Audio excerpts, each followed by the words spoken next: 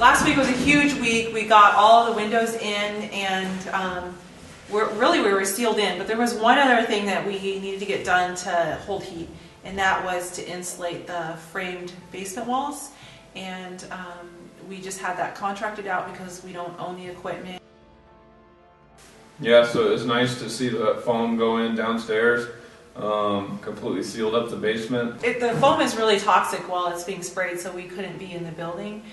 So we jumped over and we almost got one of the tiny houses finished. So we're back here this week, and the big goal is just to start getting interior walls framed. Until we get those interior walls framed, we can't put any utilities in.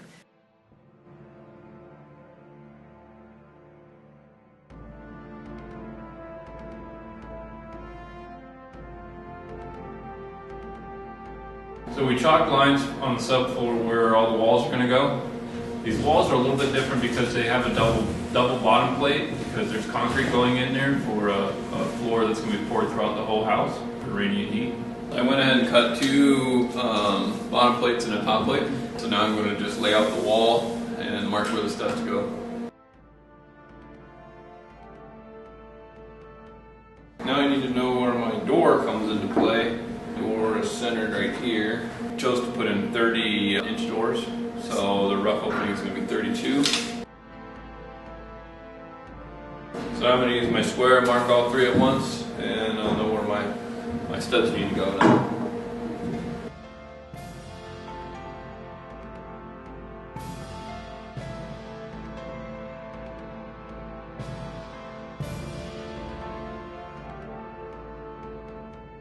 You got a wall that's being built. You have your top plate, bottom plate, and then you have your studs. And the studs usually go 16 or 24 inches on center. And then you get over here to the door here, and you need a rough opening for the door. So what that is, you have a rough opening for a certain size door, and on here you have these called jack studs, and these support the header material for the door. And then alongside here they have these other studs that go all the way to the top and bottom. They're called king studs. So when I label that out on the top and bottom plates, they're labeled at K or J depending on what they are. And then then up here you have your 16 or 24 on centers. They go from the header up, and these are called cripplers. That's how a wall is built.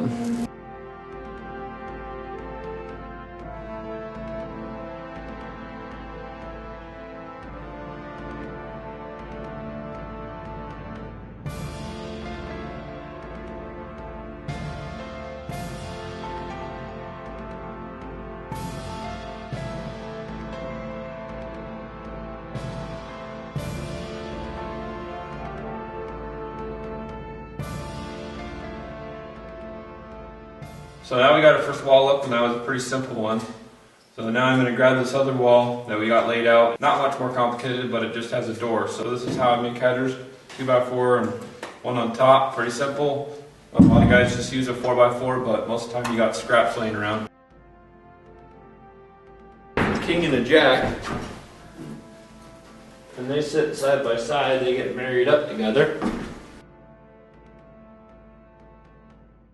You got a jack and a king, and you got a jack and a king. Now you can tie your header in.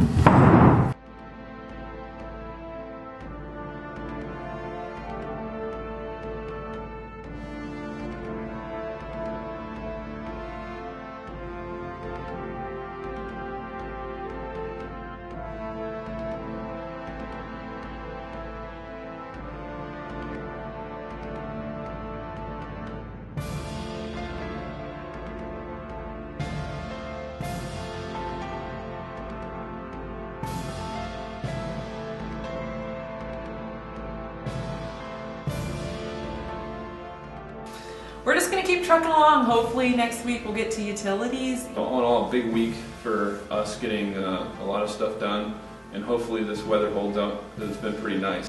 So thanks for following along on YouTube here, and we'll see you next week.